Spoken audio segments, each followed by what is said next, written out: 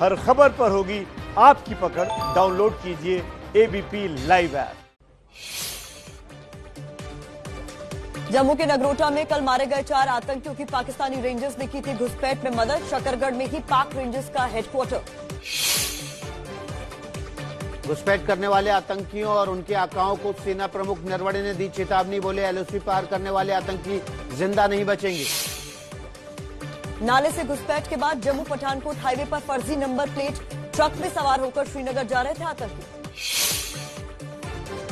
मारे गए आतंकियों से 11 AK-47 पिस्टल, ग्रेनेड समेत भारी मात्रा में असले बरामद हुए।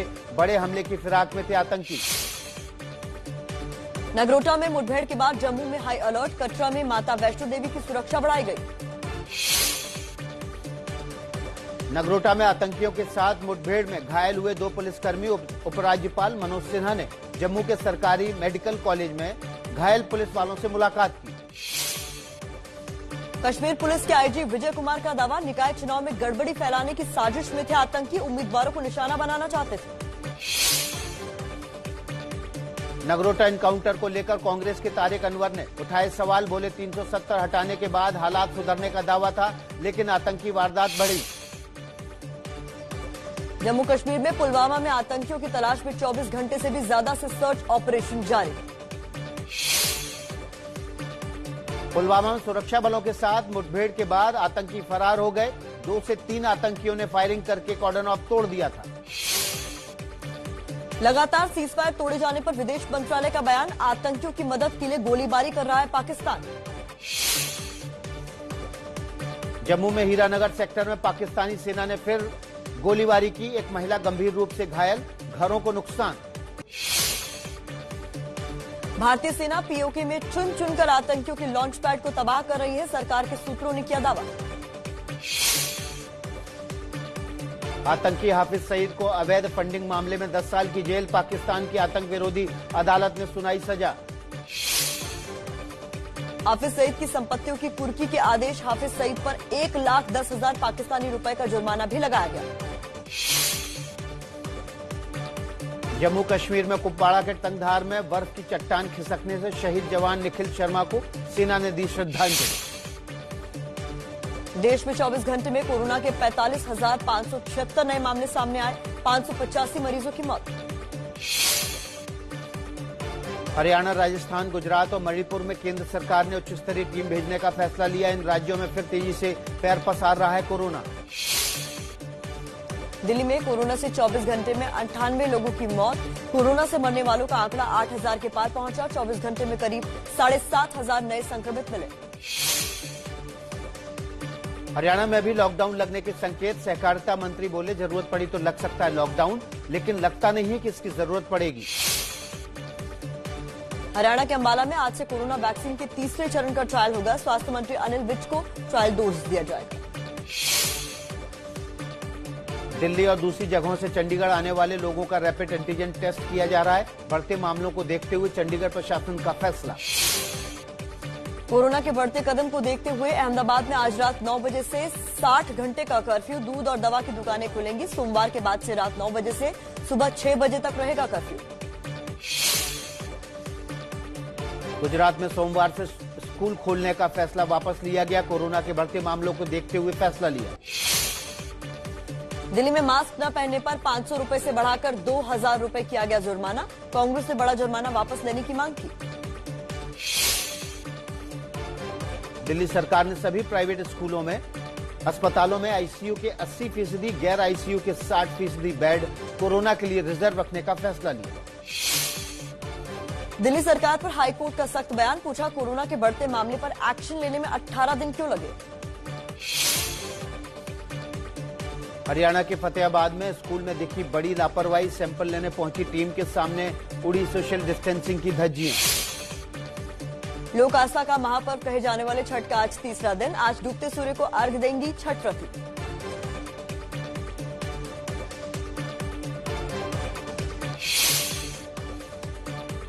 मुंबई में समंदर किनारे छठ पूजा पर बीएमसी की रोक के कारण बाजार की रौनक घटी। 15,000 से ज्यादा महिलाओं ने लिया घर की छत पर ही छठ मनाने का फैसला। यूपी के प्रतापगढ़ में दर्दनाक सड़क हादसा, तेज रफ्तार बोलेरो खड़े ट्रक से जा टकराई, 14 बारातियों की मौत। प्रतापगढ़ हादसे पर मुख्यमंत्री योगी आदित्यनाथ ने दुख जताया, अधिकारियों को पीड़ित की मदद के निर्देश दिए। बिहार में चुनाव के बाद भी सियासत चरम पर है, भ्रष्टाचार के आरोपों में घिरे शिक्षा मंत्री मेवालाल चौधरी को पदभार संभालते ही इस्तीफा देना पड़ा। मेवालाल के इस्तीफे पर बोले तेजस्वी, सिर्फ इस्तीफे में नहीं बनेगी बात। नीतीश पर निशाना साधते हुए कहा, भ्रष्ट नीति और नीयत के खिलाफ उठाते रहेंगे आवाज। बीजेपी नेता सुशील मोदी बोले, तेजस्वी भी आईआरसीटीसी घोटाले में जमानत पर है, उन्हें भी देना चाहिए इस्तीफा। इस्तीफा देने से पहले मेवालाल चौधरी ने कहा, ना तो मेरे खिलाफ चार्जशीट हुई और ना ही कोर्ट ने कोई फैसला किया है। मध्य प्रदेश के बाद अब बिहार में भी लव जिहाद के खिलाफ कानून टूटने लगी है मांग, केंद्रीय मंत्री गिरिराज सिंह बोले, बिहार में भी कानून बनाने की जरूरत। अयोध्या में बन रहे राम मंदिर के निर्माण में राजस्थान के भरतपुर से आने वाले लाल पत्थर को लेकर गहलोत सरकार ने केंद्र को लिखी चिट्ठी, खनन पर लगी रोक हटाने की मांग की। राजस्थान के भरतपुर में मंत्री भजनलाल जाटव का जूते पहनकर शहीद बीएसएफ जवान को श्रद्धांजलि देने का वीडियो वायरल हुआ।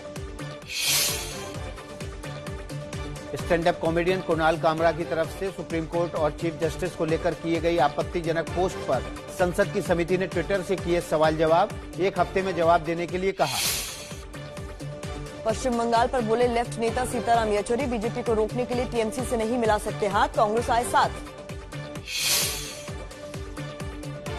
बीजेपी ने ममता बनर्जी पर फिर लगाया पुलिस प्रशासन के गलत इस्तेमाल का आरोप, बाबुल सुप्रियो बोले, बीजेपी 200 से ज्यादा सीटें जीतेगी। कांग्रेस के तारिक अनवर ने की ममता बनर्जी की तारीफ, लेफ्ट के साथ गठबंधन की बातचीत आखिरी स्टेज में होने का दावा। पश्चिम बंगाल में अगले साल होने विधानसभा चुनाव को लेकर सरगर्मी तेज हो गई है। पश्चिम बंगाल में विधानसभा की 294 सीटें हैं। महाराष्ट्र में बिजली बिल पर राहत दिए जाने को लेकर सरकार के यू टर्न पर शिवसेना और कांग्रेस में टकराव, कांग्रेस लगा रही अनदेखी का आरोप। कांग्रेस शिवसेना के बीच टकराव की खबरों के बीच कांग्रेस नेता ने बड़ा दावा किया है। कांग्रेस के रवि राजा ने बीएमसी चुनाव अकेले लड़ने का दावा किया। बीजेपी नेता किरीट सोमैया ने उद्धव ठाकरे परिवार पर गंभीर आरोप लगाए, चुनाव में दिए एफिडेविट में जमीन समेत कई जानकारियां छिपाने का आरोप लगाया। मुंबई में कराची स्वीट्स के नाम को लेकर चल रहे विवाद पर बोले संजय राउत, नाम बदलने वाला बयान शिवसेना का आधिकारिक स्टैंड नहीं। पंजाब में 2022 में होने वाले विधानसभा चुनाव में अकेले लड़ सकती है बीजेपी, अकाली के गढ़ वाले इलाके में अपना अलग दफ्तर खोलने से चर्चा तेज।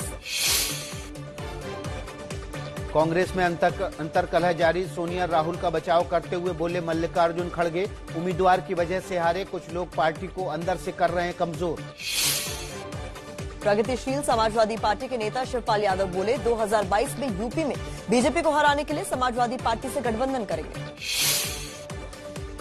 बीजेपी अध्यक्ष जेपी नड्डा ने राज्य प्रभारियों के साथ की वीडियो कॉन्फ्रेंसिंग से बाद मोदी सरकार की योजनाओं को घर घर तक पहुंचाने के लिए निर्देश दिए।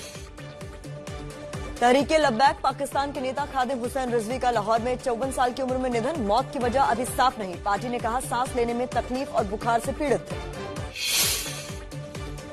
तहरीके लब्बैक पाकिस्तान की तरफ से इन दिनों पाकिस्तान में विरोध प्रदर्शन को लेकर चर्चा में थे। खादिम हुसैन फ्रांस में विवादित कार्टून को लेकर प्रदर्शन कर रहे थे। पीएम मोदी कल और परसों वर्चुअल G20 शिखर बैठक में हिस्सा लेंगे, सऊदी अरब की अगुवाई में हो रही है बैठक। भारत ने G20 से पहले सऊदी अरब की करेंसी पर गलत नक्शे का मुद्दा उठाया, करेंसी पर भारत का गलत नक्शा छपा है। दिल्ली में इस सीजन का सबसे ठंडा दिन, न्यूनतम तापमान 7.9 डिग्री दर्ज किया गया। भारत, अमेरिका, ऑस्ट्रेलिया, जापान की नौसेना के बीच चल रहे मालाबार एक्सरसाइज के दूसरे चरण का आज आखिरी दिन, समंदर में शक्ति प्रदर्शन। दिल्ली में 42,000 करोड़ की धोखाधड़ी में निजी कंपनी के 6 डायरेक्टर गिरफ्तार, पॉन्जी स्कीम बाइक बोट के जरिए 8,000 लोगों को लगाया था चूना। तमिलनाडु के धर्मपुरी में गड्ढे में गिरे हाथी के बच्चे को बचाया गया, करीब 16 घंटे चला rescue operation. Shia Waqf board के पूर्व चेयरमैन वसीम रिजवी पर केस दर्ज, वक्फ की संपत्ति की खरीद बिक्री में धोखाधड़ी का आरोप। पश्चिम बंगाल में मालदा में प्लास्टिक फैक्ट्री में विस्फोट से 6 मजदूरों की मौत, जबकि कई गंभीर रूप से घायल हैं। ममता सरकार ने मुआवजे का ऐलान किया। बिहार के हाजीपुर में छठ घाट बनाने को लेकर 2 गुटों में जमकर बवाल, मारपीट में महिलाओं समेत कई लोग घायल। पुलिस ने मौके पर पहुंचकर हालात काबू में किए। मध्य प्रदेश के निवाड़ी जिले में प्रधानमंत्री आवास नहीं मिलने से नाराज युवक टावर पर चढ़ा।